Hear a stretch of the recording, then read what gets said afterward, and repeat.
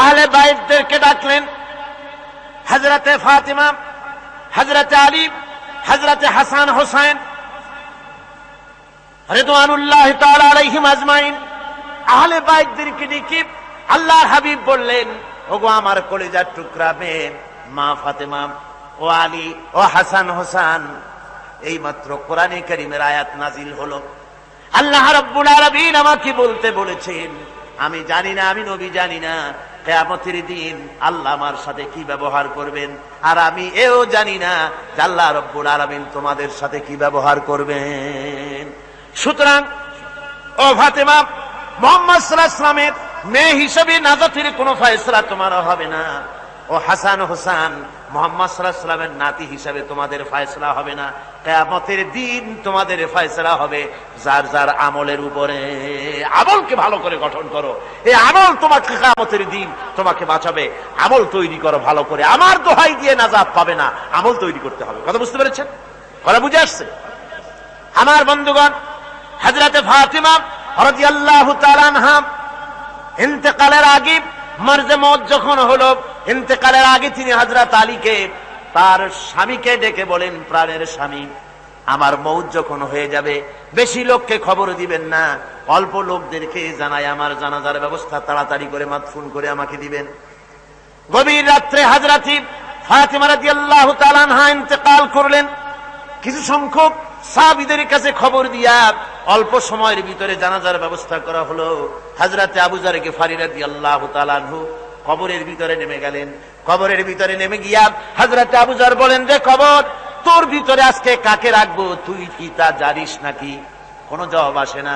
হযরতে আবু যর বলেন, কবর রে, তোর ভিতরে আজকে যাকে রাখবো তিনি হতেছেন হযরত ইমাম হাসান হোসেনের মা, বেহেশতের সমস্ত জওয়ানদের সরদার হবেন যারা, সেই দুইজনের মা তোর ভিতরে রাখবো, খবরদার বেয়াদবি করবি না।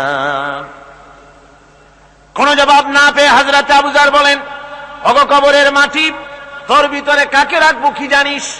আসাদুল্লাহিল গালিব, দুনিয়ার সমস্ত কাফেরদের বিরুদ্ধে আল্লাহ রাব্বুল আলামিন যাকে বাঘ বানিয়ে পাঠালেন, সেই হযরতে আলী, তার স্ত্রী রেখে যাব, খবরদার বেয়াদবি করবি না। কোন জবাব আসে না।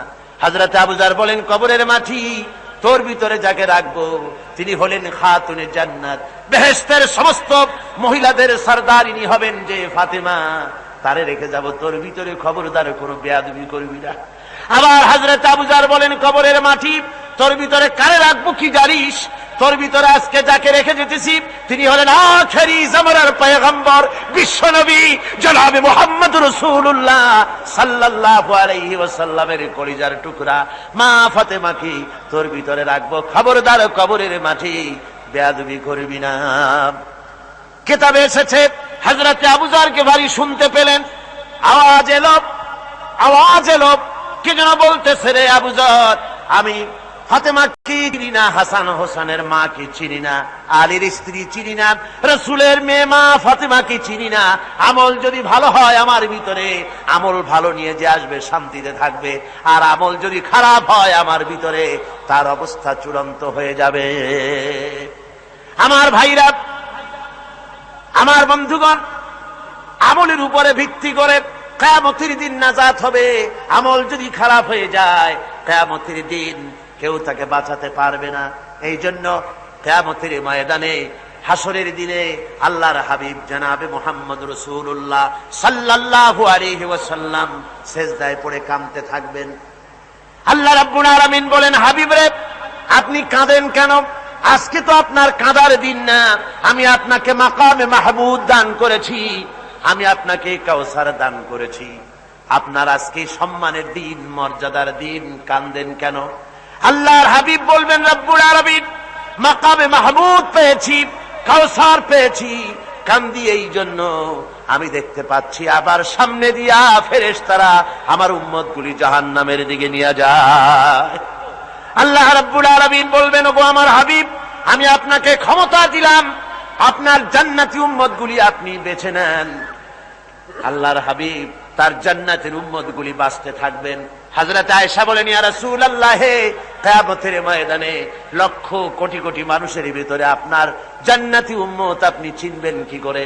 হুজুর বলেন, আয়েশা, কোন একটি ঘোড়ার কপাল যদি থাকে সাদা, এই সাদা কপালওয়ালা ঘোড়াটা যদি অসংখ্য ঘোড়ার ভিতরে যদি হারিয়ে যায়, তাহলে সাদা কপালওয়ালা ঘোড়ার মালিক তার ঘোড়াকে পাবে কিনা বলো?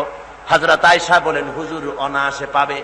আল্লাহ রাব্বুল আলামিনের হাবিব বলেন, আয়েশা রে, কিয়ামতের ময়দানে আমার যেই উম্মতেরা নামাজি ছিল, দিনদার ছিল, পরেজগার ছিল, দুনিয়ার বুকে ঈমান নিয়ে যারা চলাফেরা করেছে, আমার দিন কায়েমের আল্লাহর দিনের জন্য যারা কাজ করেছে, ওদের চেহারা নূর চমকাতে থাকবে, ঈমানের নূর কিয়ামতের দিন চমকাতে থাকবে।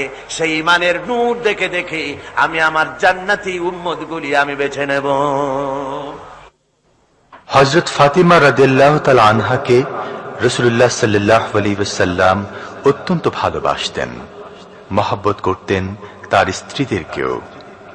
তার স্ত্রীরাও রাসূল করিম সাল্লাল্লাহু আলাইহি ওয়াসাল্লামকে ভালোবাসতেন প্রাণ উজাড় করে দিয়ে। নবীজি বলেছেন, কন্যার পিতাদেরকে গালি দিও না। অনেকে টিটকারি করে, বারবার মেয়ে হয় ছেলে একটাও হয় না, সেই জন্য টিটকারি বোটকারি করে। আল্লাহ নবী বলেছেন, মেয়ের পিতাকে গালি দিও না, ঠাট্টা করো না, যেহেতু আমি মুহাম্মদ রাসূলুল্লাহ সাল্লাল্লাহু আলাইহি ওয়াসাল্লাম, আমি মেয়েদের পিতা, আমি নিজে মেয়েদের পিতা। খবরদার মেয়েদের পিতাকে গালি দিও না।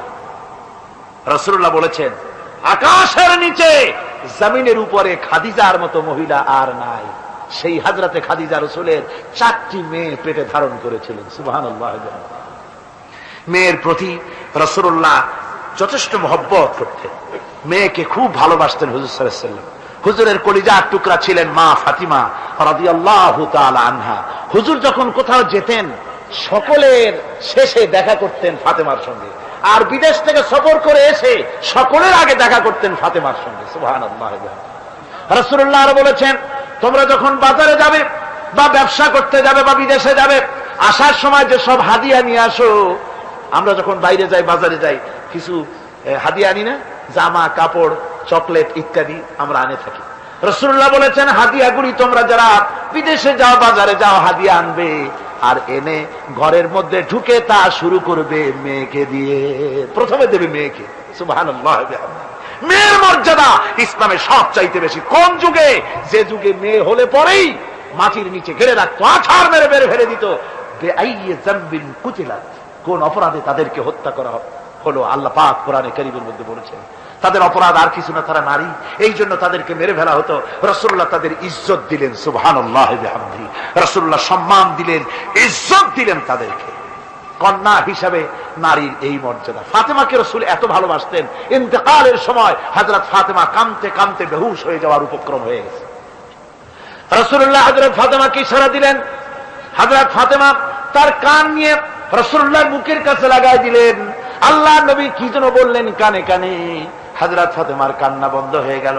হযরত আয়েশা বলেন, মা, রাসূলুল্লাহ তোমার কানে কানে কি বললো আর তোমার কান্না বন্ধ হয়ে গেল?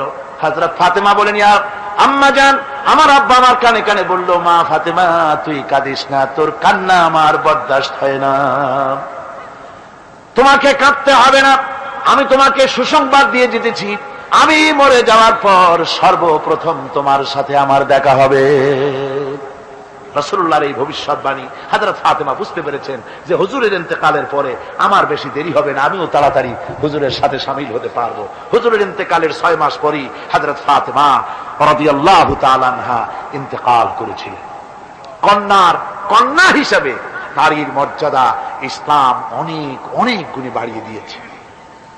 এই কন্যা শিশু, কৈশোর, যৌবন পেরিয়ে যখন যৌবনে তার বিয়ে হয়ে যায়, আল্লাহ রাব্বুল আলামিন তখন বলেন, ওয়া মিন আয়াতিহি আন খালাকা লাকুম মিন আনফুসিকুম আজওয়াজান লিতাসকুনু ইলাইহা ওয়া জাআলা বাইনাকুম মাওয়াদ্দাতান ওয়া রাহমা।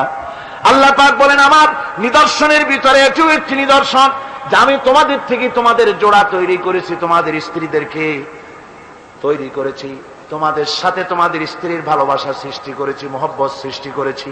এই মহব্বত আমি আল্লাহ তৈরি করেছি। আর যখন বুড়ো হয়ে যায় মানুষ, স্বামী স্ত্রী যখন বুড়ার বুড়ি হয়, তখন আর ভালোবাসা থাকে না, তখন ওই ভালোবাসা সহৃদয়তার করুণায় আমি আল্লাহ পরিণত করে দেই। বুড়ার জন্য তখন বুড়ি ছাড়া আর উপায় নাই, বুড়িরও আর বুড়া ছাড়া উপায় নাই। তখন ভালোবাসা কোন বিশেষ কোন লক্ষ্য নিয়ে ভালোবাসা নয়, তখন একের উপরে অন্য একদম নির্ভরশীল হয়ে পড়ে। আল্লাহ পাক বলেন এই অবস্থা আমি আল্লাহ সৃষ্টি করে দেই। সুবহানাল্লাহ ওয়া বিহামদিহি। স্ত্রীকে রাসূলুল্লাহ কত ভালোবাসতেন। আল্লাহর নবী বলেছেন আমার কাছে তিনটা জিনিস প্রিয়, একটা হচ্ছে সুগন্ধি, একটা হচ্ছে নামাজ, আর একটা হচ্ছে স্ত্রী। সুবহানাল্লাহ। স্ত্রী আমার কাছে প্রিয়। হুজুর বলেছেন তোমাদের মধ্যে সেই ব্যক্তি উত্তম যে ব্যক্তি তার স্ত্রীর কাছে উত্তম। আমি আমার স্ত্রীদের কাছে উত্তম ব্যক্তি। সুবহানাল্লাহ।